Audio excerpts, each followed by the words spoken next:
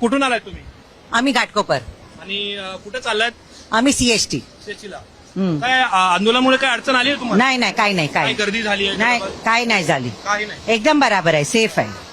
तुम्ही कुठून आलाय वसई से आणि कुठे चाललाय? मी ऑफिसला जाते. ऑफिसला चाललाय. काही अडचण? नाही आली.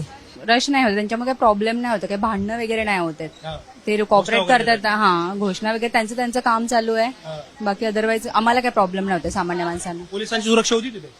हा, पोलिस असतात.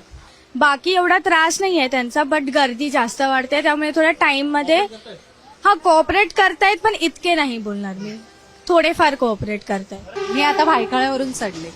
भायखळा नेहमी मी डोंबिवलीवरून प्रवास करते, पण मम्मीकडे असल्यामुळे मी भायखळ्यावरून चढले.